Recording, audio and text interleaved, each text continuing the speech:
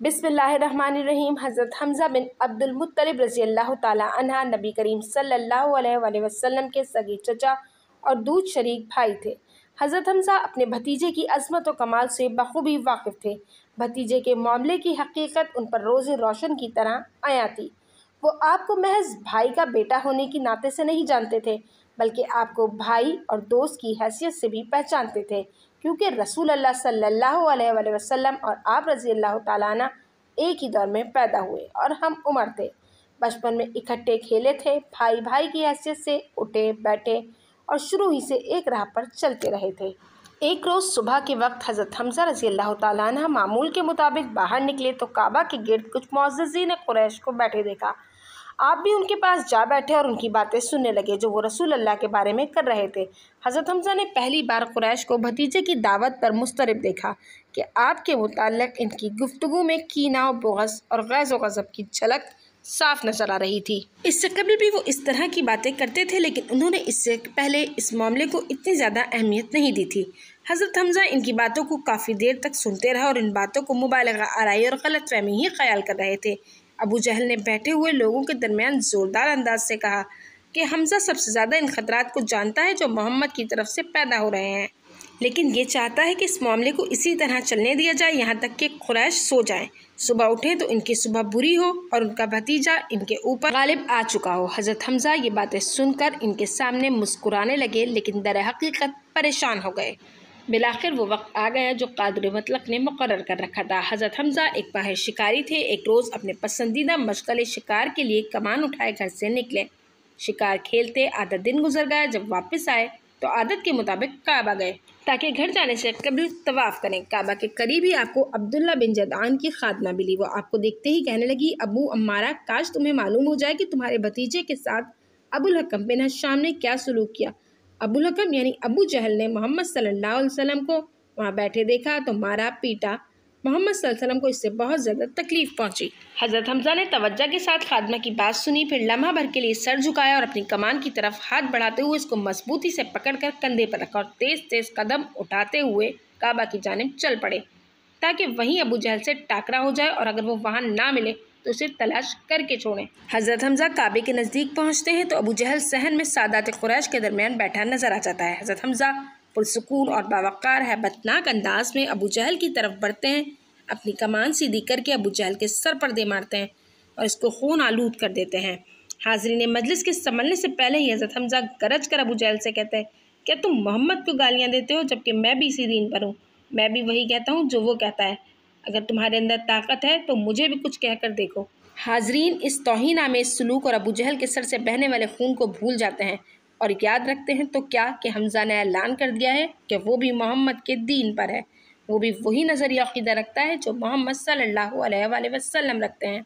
हज़रत हमज़ा ने जब इस्लाम कबूल कर लिया तो अपनी तमाम ताकतें और सलाहियतें अल्लाह और उसके रसूल के दीन की नज़र कर दी, हत्ता कि रसूल अल्लाह ने आपको अल्लाह और उसके रसूल के शेर का अजीम खिताब दिया।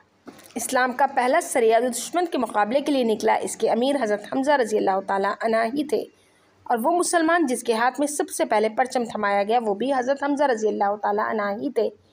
जब ग़ज़वा बदर में मुसलमान और कुरैश के दो लश्कर मैदान में जंग आजमा हुए तो असदुल्लाह और असद रसूल ने वहाँ हैरान कुन जौहर दिखाए। कुरैश ने एक बार फिर जंग की ठान ली और ग़ज़वा अहद का दिन आ गया जब कुरैश अपनी पूरी जमीयत और क़बाइल अरब के अपने हामियों को लेकर एक बार फिर अबू सुफ़ियान की क़यादत में जंग के लिए निकल आए।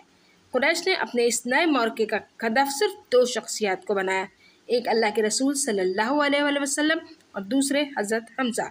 कुरैश ने रवानगी से कबल एक शख्स को मुंतखब किया जिसे हज़रत हमज़ा को अंजाम तक पहुँचाने का काम सौंपा गया। ये शख्स एक हबशी और नेज़ाबाजी का माहिर था। कुरैश ने इसको सिर्फ यही एक जिम्मेदारी सौंपी थी कि वह हमज़ा को शिकार करे और अपने नेज़े की कारी ज़रब लगाकर ज़िंदगी से महरूम करे।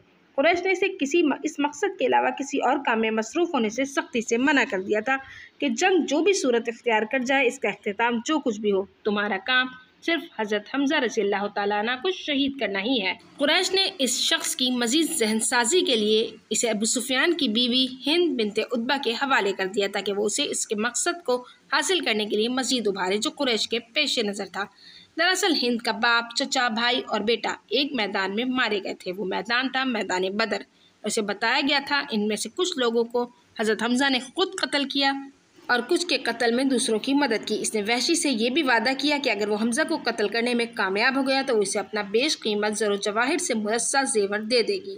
آخرکار غزوہ احد کا روز آ گیا اور دونوں لشکر آمنے سامنے آ گئے۔ حضرت حمزہ رضی اللہ تعالیٰ عنہ جنگی لباس میں ملبوس اور سینے کو زرہ کی کڑیوں سے سجائے عرض موت و جنگ میں کے وسط میں گھس گئے۔ حضرت حمزہ رضی اللہ تعالیٰ عنہ کی شہادت کا قصہ وحشی اسلام لانے کے بعد بیان کرتے ہوئے کہتے ہیں کہ میں ایک حبشی تھا اور حبشہ کی طرز پر نیزہ بازی کرتا تھا۔ میرا نشانہ کم ہی قطع جاتا تھا۔ جب دونوں لشکر گتھم گتھا ہوئے تو میں حضرت حمزہ کی تلاش میں نکل پڑا۔ میں تاکتا رہا حتیٰ کہ لوگوں کے درمیان مٹیالے اونٹ کی طرح انہیں دیکھا کہ وہ لوگوں کو تہتیہ کیے جا رہے ہیں۔ میں ان پر حملے کی تیاری میں ایک درخت کی اوٹ میں چھپ رہا تھا کہ ان پر دور ہی سے نیزہ پھینک سکوں یا وہ میرے ذرا قریب ہو جائیں تو پھر اپنا وار کروں۔ اسی دوران سبا بن عبدالعزیٰ نے انہیں دیکھا تو مجھے ان کی طرف کھینچتے ہوئے کہا کہ اے وحشی آگے بڑھو۔ پھر اس نے نشانہ لے کر حضرت حمزہ کے سر پر وار کیا جو خطا نہ گیا۔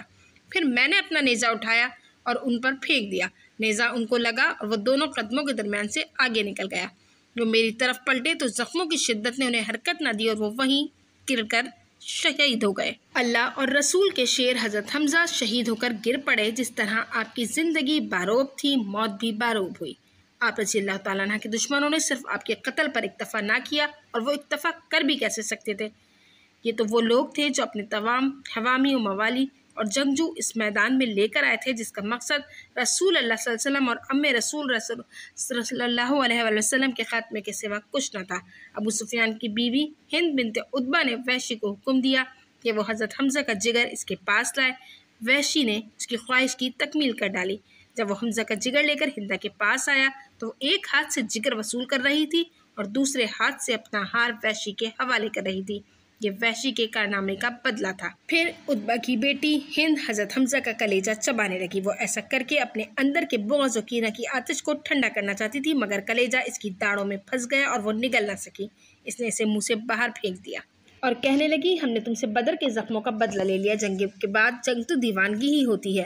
میں اپنے باپ عتبہ، چچا شیبہ اور اپنے بھائی اور بیٹے کی موت پر صبر نہیں کر سکتی تھی مگر اب میرے دل کو سکون ہو گیا ہے کہ میں نے اپنی نظر پوری کر دی ہے۔ نبی کریم صلی اللہ علیہ وآلہ وسلم نے جب حضرت شہید حمزہ رضی اللہ تعالیٰ عنہ کو دیکھا تو آپ صلی اللہ علیہ وسلم نے کہا کہ تیرے جیسا صدمہ مجھے کبھی نہیں پہنچے گا۔